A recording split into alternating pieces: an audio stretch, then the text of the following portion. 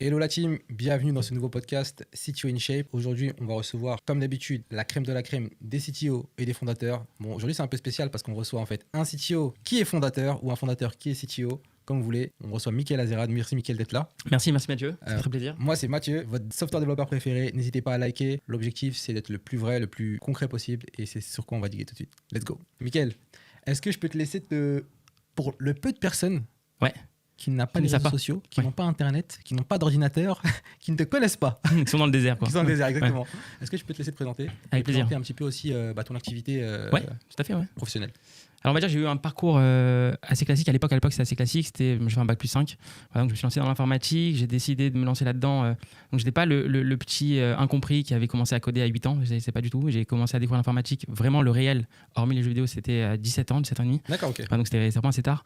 Et je me suis dit, bah écoute, ça a l'air carré comme métier. Ça a l'air, ça demande beaucoup de raisonnement. Je voulais vraiment un métier qui demande beaucoup de raisonnement intellectuel, etc. Je pensais aux maths au départ. Je suis tombé dans l'informatique. Je me suis dit, mais c'est sympa parce que je touche à l'ordinateur tous les jours. En même temps, si après j'arrive à dompter la bête, je me suis dit c'est génial et pourquoi pas créer en programmant. Donc je voulais vraiment m'orienter vers la programmation de base. Donc voilà, j'ai commencé comme ça et puis ensuite, je passe donc tous les détails qui sont sur pas mal de postes, mais j'ai intégré donc ma première boîte en CDI et donc j'ai eu à la fois des très bonnes expériences, donc très bons souvenirs et à la fois des souvenirs catastrophiques. Donc j'ai eu les deux.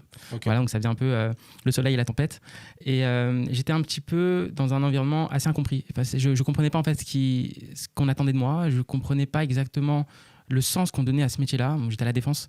La défense, quand on arrive, on va coder costard, on se dit, bon, ils sont tous Men in Black, qu'est-ce que tu vas faire là? Tu vois, ça fait un peu bizarre. Et on se sous-estime directement. Donc, c'est le syndrome de l'imposteur dès le début, même si on était très bon. J'étais très bon. C'est hyper intéressant ce que tu dis. Donc, il y a eu un moment dans ta vie où tu t'es sous-estimé comme tu as commencé à... Moi, j'étais de nature, à la fois, j'étais très lucide envers mes qualités et mes défauts. Donc, du coup, je me sous-estimais en me disant mais peut-être la pente est encore plus grande que ce que j'imagine. Maintenant, pendant mes études, j'étais déjà très bon. C'est-à-dire que je donnais même des cours en fait à des personnes qui étaient déjà là-bas.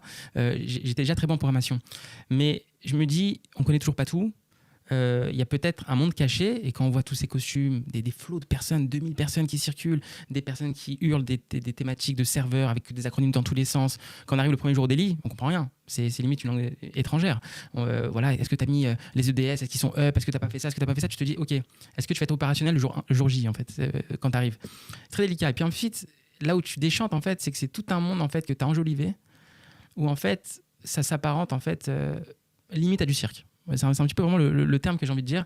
C'est-à-dire en fait qu'on a plusieurs types de personnages là-dedans. On avait des personnages qui étaient là parce qu'il fallait être là. Donc en gros, c'était l'époque des ESN, je me rappelle 2010. Avant qu'on parle de ça, avant qu'on digue dans ça, j'aimerais que tu nous parles un peu de ce que ton activité là. Ce que je fais, d'accord, très bien. Donc je fais une ellipse complète. Exactement. Ok, donc aujourd'hui, ce que je fais, je suis solopreneur. D'accord, tu es solopreneur. Ça veut dire que dans ma carrière, 90% du temps, j'ai bossé seul.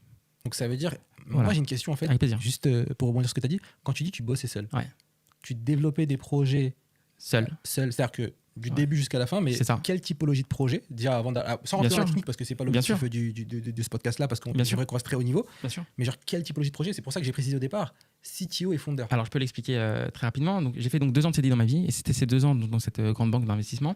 Il y a eu des super choses. On m'a donné la chance de faire des projets, 5 projets vraiment tout seul. Parce qu'en fait, celui qui m'avait recruté avait vraiment misé sur moi. Il m'a dit mais je sens une petite pépite là, j'ai vraiment envie de voir ce que ça donne. Et bizarrement, étrangement, moi j'étais un petit peu je culpabilisais, je me dis attends mais on est 25 dans l'équipe, il y a plein d'autres personnes qui veulent prendre le relais et faire aussi des projets. Je vais passer en support de prod un peu comme tout le monde pour laisser la chance à d'autres. Et bizarrement, les gens voulaient le support de prod.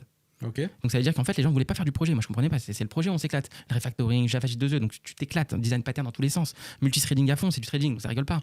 C'est pas le petit projet WordPress, c'est vraiment un gros projet solide avec pas mal de modules à créer, etc. Donc c'était vraiment de la création quoi. Et donc c'est pour ça que c'est dedans que j'ai mis en fait les pieds dans le craft, on va dire ça, avec donc avant le TLD où j'ai vraiment déjà commencé à designer les choses. C'est-à-dire que Abstract Factory pour moi c'est un truc que je faisais au quotidien, des choses comme ça. Enfin le visitor c'était pas quelque chose d'inconnu, c'était pas le film, tu vois, c'était vraiment le design pattern. Et donc au fur et à mesure, à un moment donné j'ai craqué. J'adorais, mais je comprenais pas un peu le monde autour de moi. Jusqu'à ce que ma chef me dise que j'aimais beaucoup de base. Est-ce que tu as eu de la détestation pour eux? Est-ce qu'à un moment donné, soyons honnêtes, est-ce qu'à un moment donné, tu as eu de la détestation, tu t'es dit, écoute, en fait, au-delà de ne pas comprendre, vous êtes un peu bête, un peu stupide, tu vois, et en fait, genre un peu de mauvaise foi, un peu de tout ce qui fait que je vous déteste, et en fait, je vais aller faire mon truc tout seul. Alors c'était pas... Alors, j'ai adoré tout le monde. C'est-à-dire, ceux qui me connaissent en général, j'ai beaucoup d'humour, j'ai beaucoup de trucs, etc. Donc en général, je mets à l'aise et on me met à l'aise à chaque fois. Donc j'étais vraiment pote avec tout le monde. L'idée, c'est qu'à un moment donné, je me dis à quoi ça sert de faire un gâteau au chocolat de 5 étoiles si quelqu'un demain te met du sable dessus et se dit mais j'avais pas le temps, je l'ai fait comme ça. C'est ça, je parle pas de tes collaborateurs. Donc il y avait une frustration énorme. Ouais, voilà, je parle pas de tes collaborateurs directs. Moi je te parle. J'avais une détestation du concept, j'avais une détestation de mon métier, pur et dur. D'accord. C'est-à-dire que je comprenais plus en fait ce que je faisais et je me suis dit j'ai choisi un métier qui me convient pas du tout en fait. C'est-à-dire qu'à la fois il y avait un raisonnement intellectuel très poussé, mais comme c'est un métier collaboratif où tu fonctionnes avec les autres et si les autres ne partagent pas ce raisonnement intellectuel, bah, tout tombe à l'eau. Ok, c'est comme une équipe de foot. Hein. On peut mettre un super attaquant, mais si derrière c'est tous des bananes, bah, tu vas pas très loin en fait. Okay. Tu peux rien faire. Et alors, c'est pas des bananes au sens, ils étaient pas intelligents, pas du tout. Tout le monde était intelligent, il n'y a pas de problème avec ça. Et c'est juste, ils le disaient ouvertement, je n'ai pas envie de bien faire. Oui. C'est hyper frustrant. C'est-à-dire en fait, les gens te disent, c'est pas grave, s'il y a un bug, on corrige demain, c'est pas grave.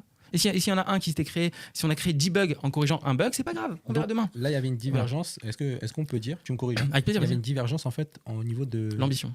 De l'éthique ou des valeurs, peut-être au niveau des valeurs. Exactement. Ouais. Je pense que au niveau des valeurs, parce que je pense que les ambitions ça reste un peu vague, mais au niveau des valeurs, les valeurs, ouais, je pense que tu aurais été menuisier, tu aurais été plombier, tu aurais été boulanger, c'est des valeurs qui se transposent. Ce sont des valeurs que j'ai acquises petit. Quand tu offres un cadeau à quelqu'un, il est nickel.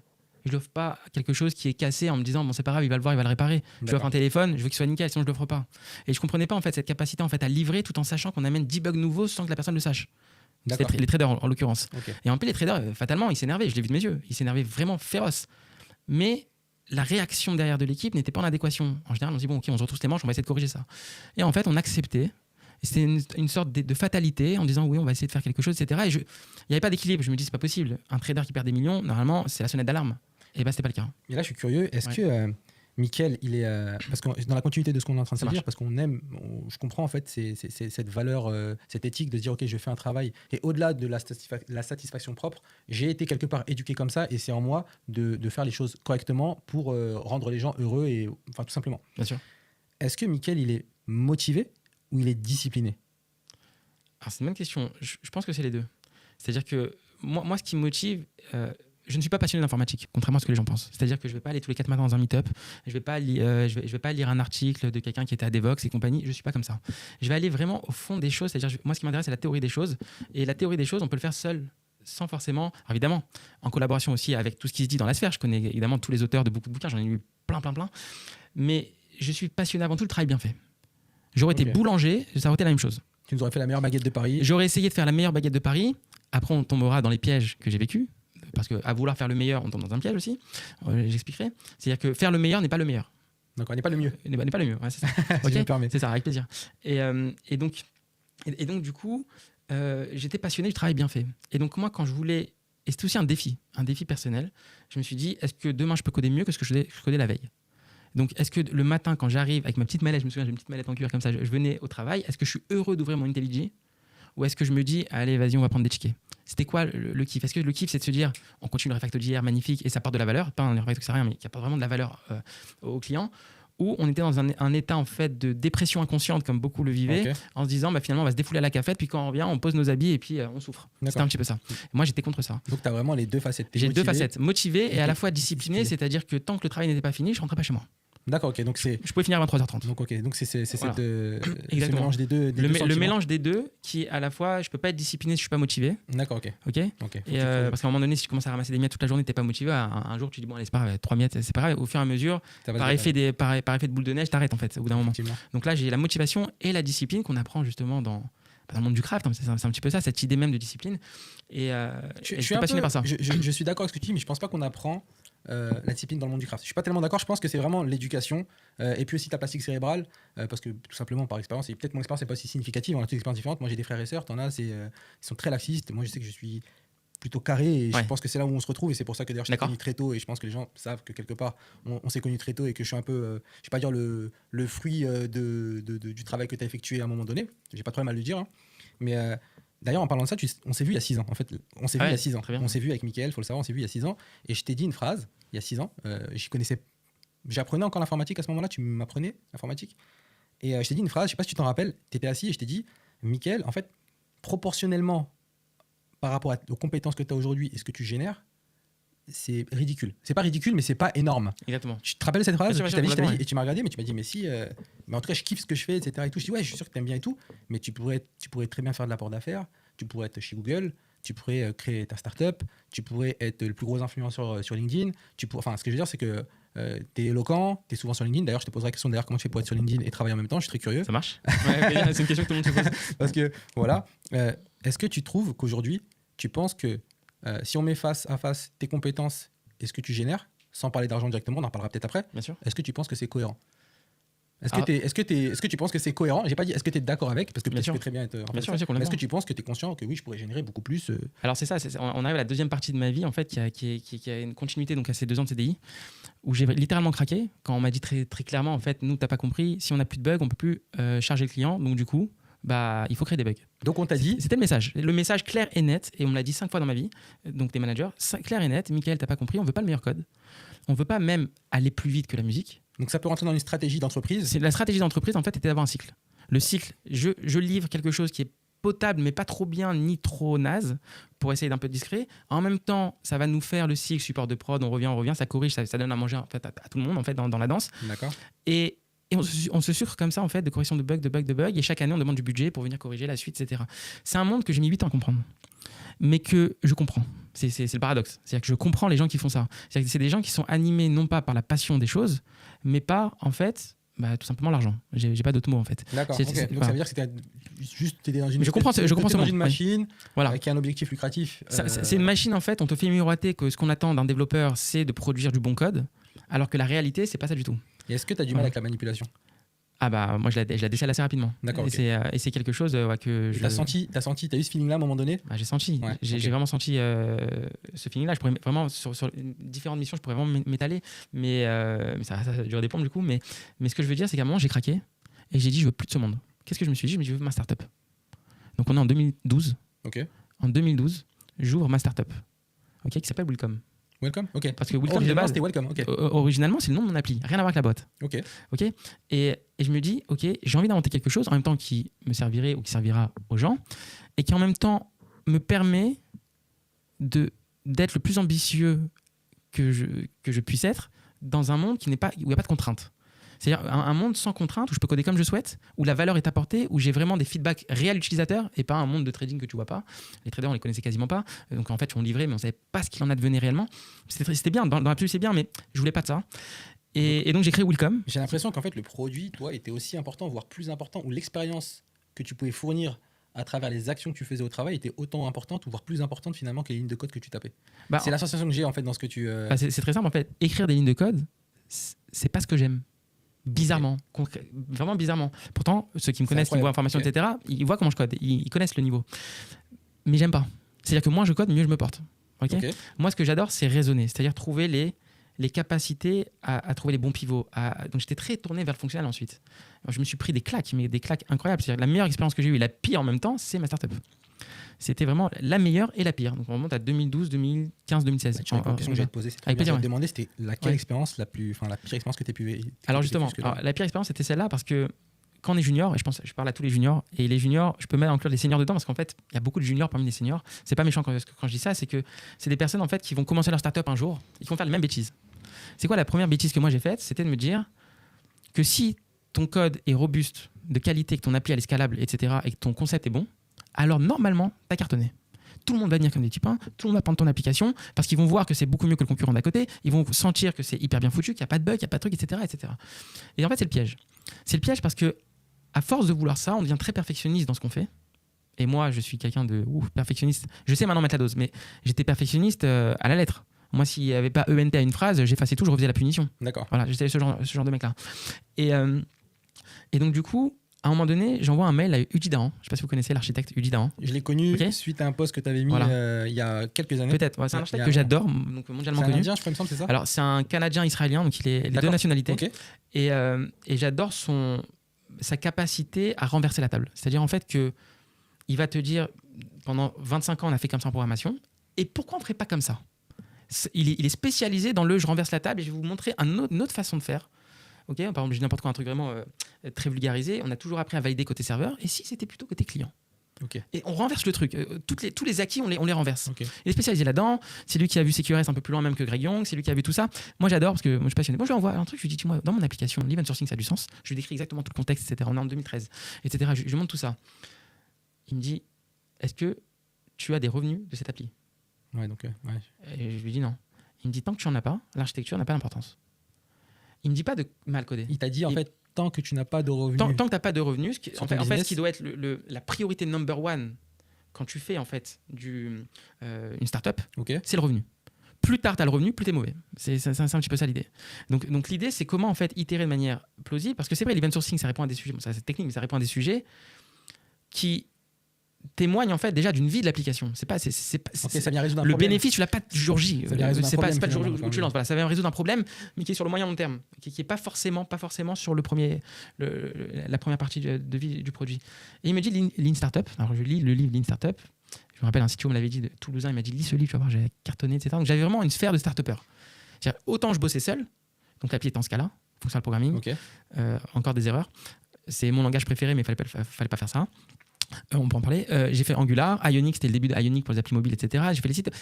Toute la technique, je l'ai gérée de A à Z tout seul. C'est-à-dire que là où on met en général une équipe de 5-6 personnes, etc., j'étais seul et ça, j'avais pas de souci avec ça.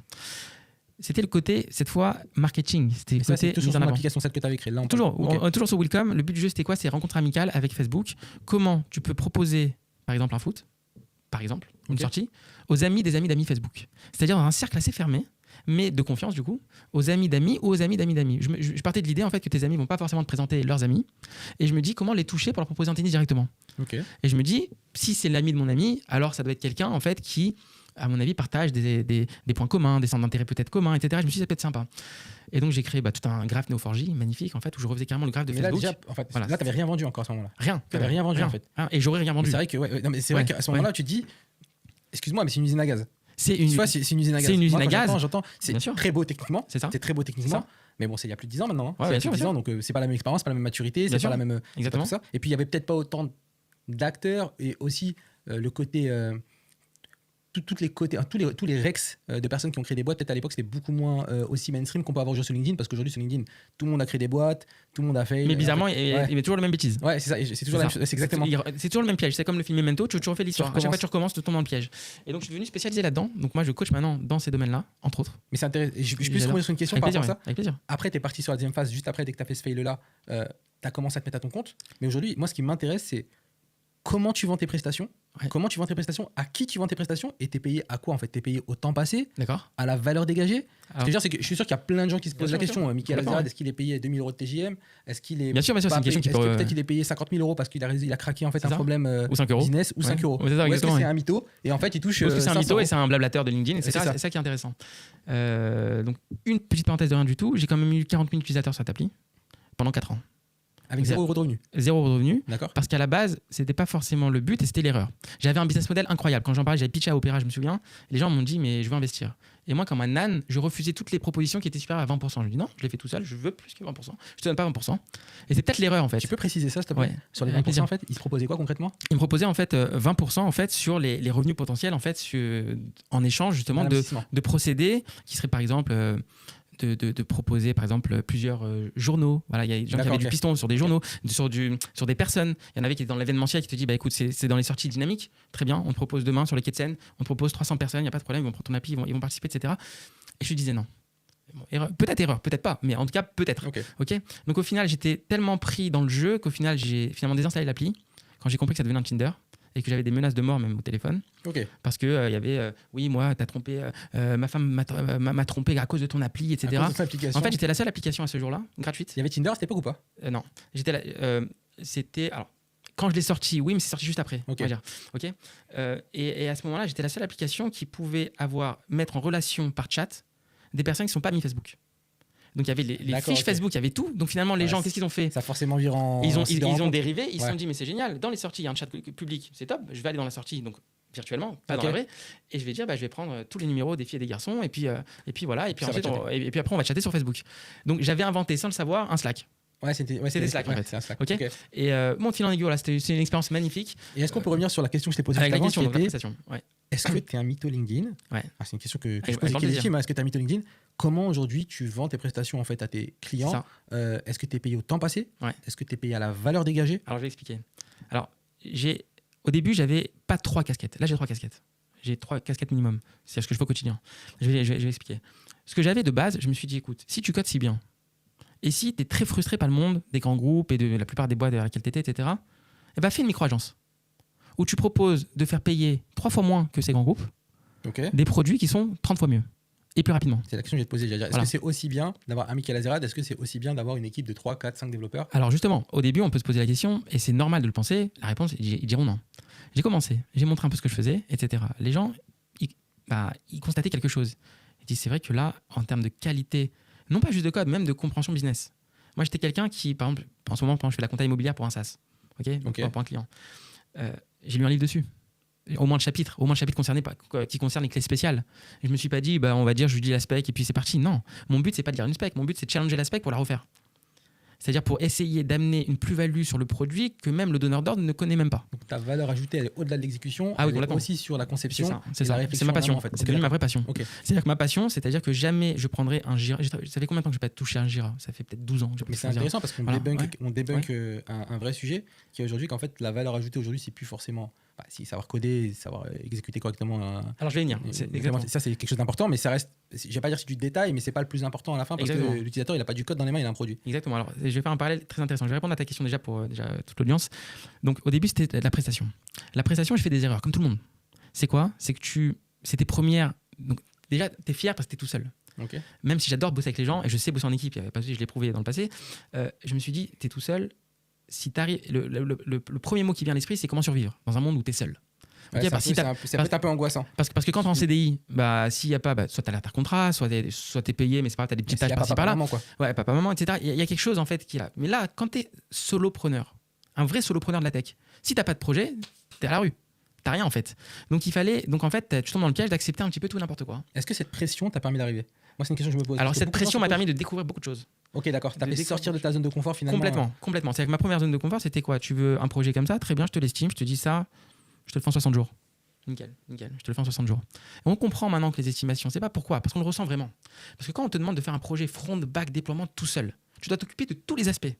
T'es pas un développeur parmi d'autres, si jamais t'es pas là, quelqu'un peut aider, etc. Il n'y a pas une force collaborative. Voilà. Si t'es pas là, ça avance pas. Des fois, tu peux être malade. Mais là, on peut te dire que est-ce que c'est une bonne chose de pas avoir plusieurs cerveaux sur un projet? Alors, c'est intéressant. C'est intéressant. Alors, il y a du oui et il y a du non. Moi, mon but était ultime. Pourquoi je me suis mis solopreneur? Je voulais prouver au monde que cette façon de coder était meilleure que de mettre 10 devs là-dessus.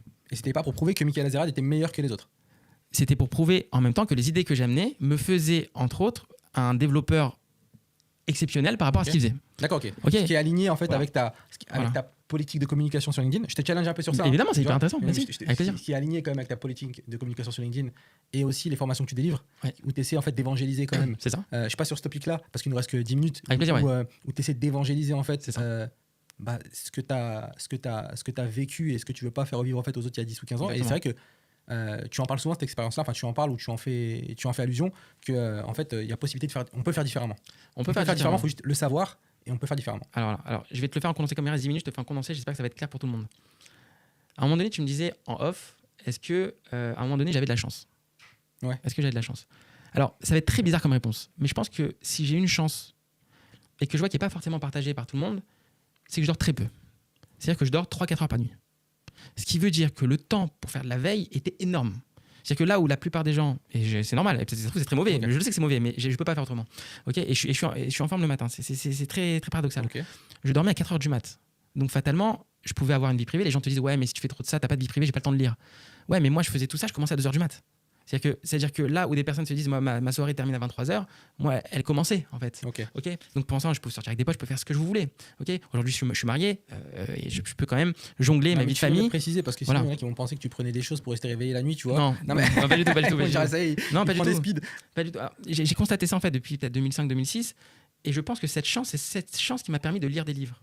Parce que moi, sinon, pareil, j'ai une vie privée comme tout le monde. J'étais très sportif, je faisais beaucoup de foot, tennis et compagnie. J'étais jamais là, en fait, etc. Donc d'un côté, il me fallait ce temps-là. Et quand tu as 5 heures par soir où tu peux lire ton livre, pratiquer, etc., multiplié par 15 ans, tu apprends des choses que les autres n'apprennent pas. Déjà, juste 1 heure par soir. Là, tu dis 5 heures. Déjà, 5 heures, c'est déjà beaucoup. Tu as 1 heure, ça fait déjà. Si tu fais ça tous les soirs, tu as déjà 25 heures de lecture, 30 heures par mois. Exactement. Tu arrives à plus de 200, 300, 400 heures à la fin de l'année. Enfin, j'ai pas fait le calcul. Exactement. Donc les gens qui me disaient, mais je comprends pas, Michael, mais comment en une journée tu peux délivrer ce que font 5 devs? En fait, c'est pas une journée, c'est une journée plus. C'est ça. Surtout que tu es au courant. Je travaille 15 heures par jour. Tu es surtout au courant de ce qu'il y a à faire et de où est-ce que tu dois aller. Voilà, la bonne direction, en fait. C'est ça. Donc, si je fais rapidement, donc j'ai connu cette chance et donc à partir de là, j'avais vraiment envie de bosser seul pour voir où est ma limite. Ok, c'était vraiment pour ça, me challenger moi-même. Et j'étais très fier quand les clients me disaient, mais c'est génial ce que tu m'as fait. C'était l'aboutissement en fait de tout ça. En fait, c'est génial. Et c'est vrai que ça change de l'agence que j'avais avant, qui elle me bananait avec à chaque fois un bug par bug par bug par bug. Là, c'est vraiment nickel. Surtout que les bugs, j'assure en plus leur correction gratuite, si jamais il y en a. Donc c'était complètement en antithèse en fait avec ce qu'ils faisaient en agence. Donc là, on s'aperçoit de deux choses. La vraie agilité. Parce que quand tu fais tout seul, tu peux pas. Le travail n'est pas divisé. Tu es obligé de livrer de la valeur au client. Donc je suis tombé très amoureux du NoEstimate. Je suis tombé là-dedans. Et j'ai compris en fait que NoEstimate te demande déjà de comprendre que développeur, c'est pas juste développer. C'est penser produit. Et si tu ne penses pas produit, limite mieux que celui qui te donne le produit, eh ben, tu ne pourras jamais savoir quelle valeur livrer. Donc ça te demande au mieux d'être au moins aussi expert que celui qui... Au moins aussi, sur la partie évidemment, par exemple, si je fais de la finance, moi je n'ai pas fait de finance, mais sur la partie, par exemple, si on fait des variants swap, je serai expert en variants swap. D'accord, ok, tu vas quand même je mettrai tout ce qui est en mon moyen pour devenir expert sur le sujet et pouvoir le challenger. Okay. Voilà, parce que le dev est quand même une des personnes les plus à même de proposer des choses assez innovantes, vu que c'est un logiciel qu'on fait. Donc on peut se dire, non, on commence pas par ça, on va faire ça, et vous allez voir qu'on a la même valeur. Donc ce concept de trouver des alternatives aux US par rapport aux vrais US, c'est-à-dire pivoter sans cesse, c'était quelque chose qui était très créatif et que j'ai adoré en fait. C'est-à-dire que là, les gens ils disent c'est simple, là, il me faut faire ça pour avoir de la valeur. Je leur dis non, il faut faire juste ça. Ok, tout est très clair. Ah bon, t'as exactement la même chose, le même truc en beaucoup plus court. Et donc moi j'aimais beaucoup ça. En fait, c'est la recherche du problème à résoudre. Exactement. Moi, c'est un peu l'histoire de ma vie. Ça. C'est la recherche. En fait, je le dis, je le redis, c'est que je suis tombé sur des techs vraiment excellents techniquement, mais qui ne résout pas les bons problèmes. C'est ça. Si tu résous pas les bons problèmes, tout le monde s'en fout en fait. Ou tu viens au pire rajouter de la complexité. Tu vois, c'est au pire ce que tu viens faire. Tu vois. Au mieux, tu fais du vent, au pire, tu rajoutes de la complexité, mais tu fais gagner du temps à personne. Exactement. C'est la recherche du bon problème en fait. Alors là, je pense que ça va peut-être t'intéresser si je continue sur ce. Il nous reste 3 minutes. 3 minutes, ça va t'intéresser. Aujourd'hui, ma grosse partie, je fais toujours du dev toute la journée. Donc les gens qui veulent savoir, qui me disent peut-être tu es formateur, tu fais truc, tu fais pas de dev, je fais peut-être 9 à 10 heures de dev par jour. Okay, sauf les jours de formation, mais c'est pas tout le mois non plus. Okay, il y en a quelques-uns, mais c'est pas tout le mois non plus. Donc il y a énormément de taf. Et dans la formation, en fait, j'essaie d'expliquer le piège dans lequel je suis tombé. C'est de croire justement que tout ce monde-là du craft est dogmatique, alors qu'en fait c'est le plus pragmatique qu'il puisse y avoir. C'est-à-dire que c'est le plus orienté valeur métier rapide. Donc c'est pour ça que ce qui est frustrant, c'est d'entendre en fait des personnes qui disent ouais, moi j'ai pas le budget. Je leur dis justement, t'as pas le budget, alors plonge dedans. Au contraire, plonge dedans. Et on va voir la différence entre eux. Parce que le piège que je faisais moi quand j'étais beaucoup plus jeune, là maintenant j'en ai 37, mais quand j'en avais 22, ok, je me disisais très bien, s'il n'y a pas de build-up pattern, on livre pas, on le fait bien nickel. Une variable, un value object, toujours final, le truc get, le truc, etc. On typait tout ce qu'il fallait typer, on faisait le truc, etc. Toutes les exceptions, etc. Aujourd'hui, je différencie deux axes. La méthodo, qui elle doit pas baisser. C'est-à-dire que si tu as l'habitude, en fait, sur du non-trivial de faire du TDD et compagnie, ça ne va pas baisser de niveau. Par contre, sur la complétude, c'est autre chose. C'est-à-dire que moi, quand je fais une appli par une startup, je ne vais pas commencer par gérer les cas épineux. Je ne vais pas commencer par ce que je dis, les edge cases. Par exemple, tous les cas exceptionnels. Attends, mais l'URL, t'imagines si quelqu'un passe un truc là, il peut se passer un truc grave là. Il faut checker ça côté backend. Je le ferai pas. Je le ferai pas parce qu'au début, t'as pas de client. Et moi, je l'ai vécu ça. D'accord. Et ça, c'est très frustrant. Au début, t'as pas de client. Et les premières démos, t'inquiète pas, c'est pas des hackers. Ouais. Et personne va hacker ton logiciel où t'as pas de client, c'est pas intéressant. Donc au début, ça, je le diffère. Et quand tu fais des TDD, c'est hyper facile à différer ce genre de choses. Donc tu vas vraiment mettre l'accent sur ce qui a de la valeur. Donc dans les formations que je fais. C'est pour ça que la dernière fois, je disais que le TDD, et je le disais, et je le redis encore là, et je le dis en face de toi, c'est que le TDD, c'est un détail. Je vais m'expliquer pourquoi c'est un détail, parce qu'en fait, tu peux faire du TDD ou pas du TDD si tu ne sais pas le problème que tu as résolu. Et c'est ce que tu disais tout à l'heure, traiter d'abord les edge cases, traiter ce qui est important, traiter ce qui apporte de la valeur, traiter ce qui nous permet d'arriver à notre objectif de manière sensée, de la bonne manière, a beaucoup plus d'importance que la méthode qui reste finalement très personnelle. Exactement. Tu vois, je pratiquais du TDD, je suis pas d'accord, mais ça reste la chose, et c'est ce que je constate. Enfin, je pense que demain, il y aurait une vraie bataille, mais c'est très compliqué à expliquer. C'est beaucoup plus compliqué à expliquer que le TDD. Je trouve même si le TDD, il y a très peu de gens qui le comprennent concrètement et vraiment ce que c'est. Et puis on s'en fout, c'est pas très important. C'est ça. Mais genre résoudre le vrai problème déjà, ça devrait être le commencement. C'est ça le délicat quand tu vois une startup qui se dit bah voilà, on a fait la géolocalisation et on a fait des filtres. Je leur dis d'accord, mais quand tu vas lancer ton appli, t'as personne. Et si ça géolocalise par défaut, les gens vont voir personne. Ils vont croire que l'appli est morte. Il faut trouver un autre raisonnement pour dire finalement on n'a pas besoin de la géoloc. On affiche tout. Même si le mec il est en Guadeloupe, c'est pas grave. Au moins ça montre qu'il y a une vie en fait là-dessus. Et on tombe dans ces trucs-là. Mais si t'as pas vécu l'échec, je peux pas deviner ça en fait. Exactement. Et donc aujourd'hui, on a énormément de tickets quand des startups qui commencent en disant il faut gérer ça. Et puis ils commencent à livrer depuis 1 an. Moi, j'ai bossé il n'y a pas longtemps pour un SaaS pour 2 ans et demi. Ouais, mais c'est là où, juste avant qu'on termine, et là, c'est hyper intéressant. J'ai pas envie que le podcast s'arrête parce que le sujet est hyper intéressant.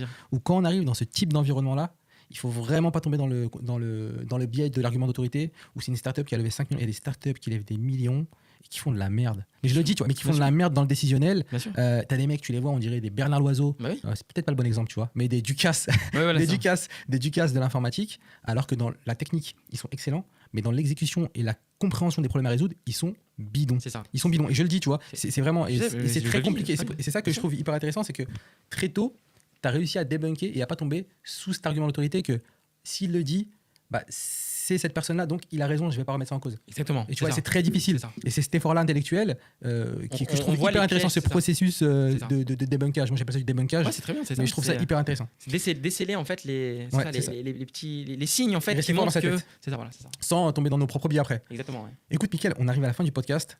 Pour moi, c'était un challenge de pas dépasser le temps parce que on a beaucoup de sujets. Et je sais que tu fais très peu de podcasts, tu t'es déplacé.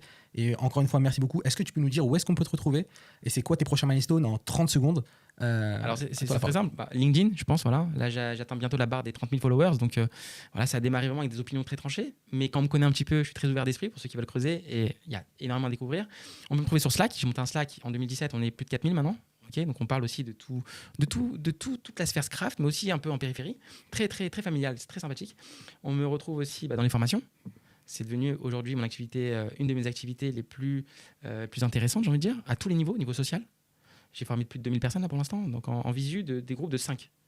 J'en ai fait des groupes de 5, okay, ça en fait beaucoup, entre 5 et 10.